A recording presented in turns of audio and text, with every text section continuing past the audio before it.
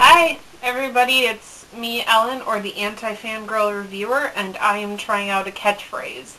I give you a heads up as to what anime to watch and what anime to watch out for. Tell me if you like that. Alright, so I've decided to do lists for a couple of reasons. One, it takes a lot shorter time to do than a review, and people like lists. And I'll do things like what anime is good to introduce to newcomers and what my favorite dubs are. So my first list has nothing to do with anime and actually has to do with Disney. This is coming off of my reaction to Melina's video in which she talked about how feminists attack Disney. I challenge this, as I did in my reaction video where I defended Mulan's character. So I'm just going to dive right into my lists by listing off my top 10, my top 5 favorite Disney female characters. Why top 5? Because 10 seemed too long and this is kind of an experiment. So let's get started. Number 5. Megara from Hercules. Why do I love this girl? For one, she's the only Disney female character that I can think of that's funny, that actually has a sarcastic wit. Aw, how cute. A couple of rodents looking for a theme park. She's also one of a kind in the respect that she had a boyfriend before. She's been in love, but it went badly for her, and she's stuck with paying the consequences of being in a bad relationship. So in this way, she's really relatable to a lot of women.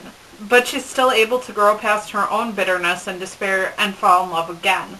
This is not an easy thing to do. It takes a lot for people to be able to not only trust other people, but themselves again. This is very admirable, and this is why I have a lot of respect for her character. I also like how when she first meets Hercules, she doesn't fall in love with him at first sight. In fact, she thinks he's putting on an act. He comes on with his big innocent farm boy routine, but I can see through that in a Peloponnesian minute. Yeah, you'll notice that none of the women in my countdown fell in love at first sight. Plus, she gets an awesome song that is used to describe her situation of not wanting to be in love, but can't help herself. No other Disney women have a song like this.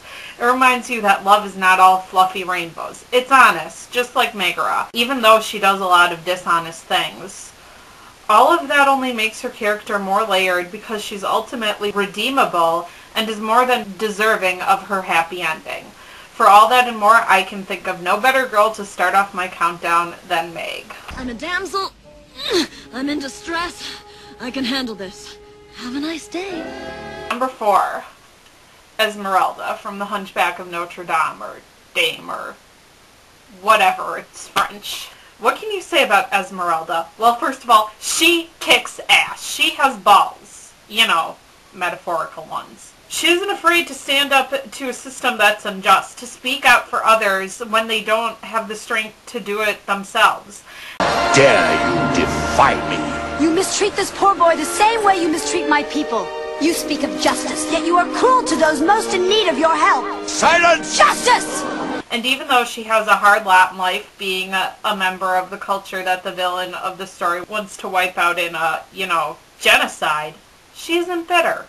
She takes strength from all of her trials to do what she can for those around her. She also gets a unique song, God Help the Outcasts. It's not a song about love, it's a prayer to God.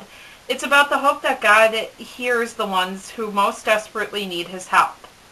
And she gives help to the person in the movie who needs it most. She provides what Quasimodo needed at the time, someone who looked at him like he was a person.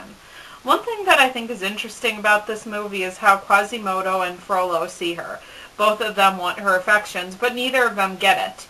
You understand why she wouldn't have the hots for Frollo since he sees her as a whore and he's, evil. But even though she breaks Quasimodo's heart, he forgives her for it. Because Esmeralda isn't a whore. She's a woman who fell in love with Phoebus instead of Quasimodo. And this in no way makes her a bad person, just a person. For all that she is, I'm more than happy to put her at my number 4 spot. What a woman! Number 3. Belle from Beauty and the Beast. She's an outcast in her little village because she's an intellectual. She's clever. She's considered weird by everyone who knows her because she's not lining up to drool over the village alpha male. Oddness runs in her family because her father is a weird one too. But she still supports him and doesn't allow people to talk down to him, or her for that matter. She wants more than what people expect her to get. She wants to pursue her own dreams and find adventure. She doesn't allow other people to define her or tell her what to do. I want adventure in the great wide somewhere. I want it more than I can tell. After the Beast saves her life, she tells him off for yelling at her. So she's got backbone. She's brave. Even though Belle has no fighting skills, she goes out into the woods to search for her father. Then she gives up what she wants most in her life, her freedom, to save her father's. She also has a lot of kindness in her where she's able to see into people's hearts, so she's not vain. That's why she falls in love with the Beast in the first place. I also love that she has a touch of darkness in her character. She lets Gaston fall to his death. She could have reached out to save him too, but nope. Let that fucker fall to his death. Belle is more than worthy of my number 3 spot. Say you'll marry me. I'm very sorry, Gaston, but I just don't deserve you. Whoa! Number 2. Mulan from Mulan. She and Belle share something very important. They're both outcasts because they're women with brains in their heads. And she has to suffer a lot of guilt and pain because she doesn't fit in. Now I see that if I were truly to be myself, I would break my family's heart. I could go ahead and talk about the obvious, how she's a fighter, a warrior, and she kicks ass because of that. And all this is true. But if that's all there was to her character, I wouldn't think she was nearly as interesting. She's the hero of her own story. She kills the villain. He's not killed by circumstance or karma. No. She comes up with a plan to take him down and executes it. She's a strategist, a very smart, tough girl. The movie is not about her getting with the guy. She doesn't even implicitly get with him. The movie is about a soldier who happens to be a girl. She does what she does to protect her father, her family, her nation. Everything she knows that's right. She doesn't quit. She doesn't make excuses. She keeps going. I love Mulan because she's a very accessible character for both guys and girls. And I think she's a good role model for anyone. And that's why she's my number 2. It looks like you're out of ideas. Not quite. Number 1. Jasmine from Aladdin. Jasmine is feisty. The first thing we learn about her is that she wants a life of her own. Not a man, a life of her own. She wants to be free, to be respected like a person.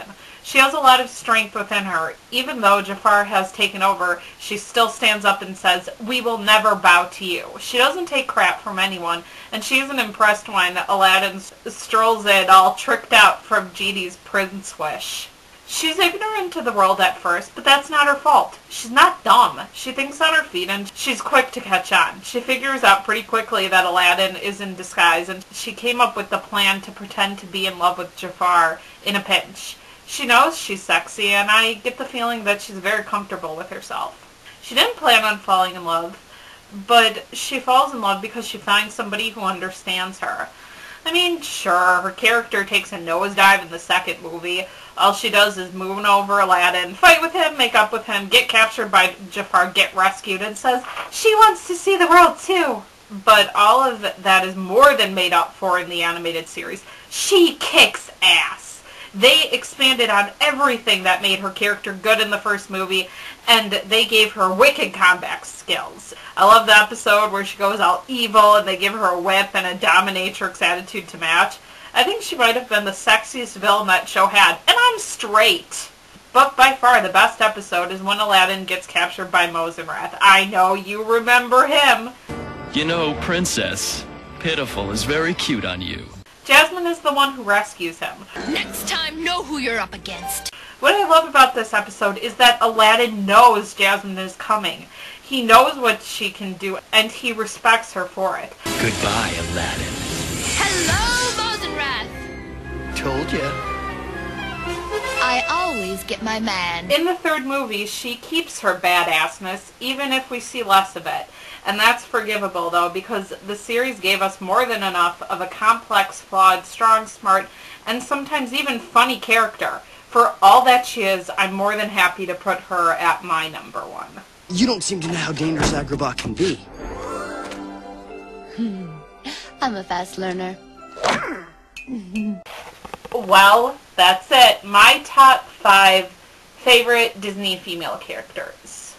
What's your list? Again, the catchphrase thingy is, I'm the anti-fangirl reviewer. I give you a heads up as to what anime to watch and what anime to watch out for. I'm not stealing from the nostalgia critic too much, am I?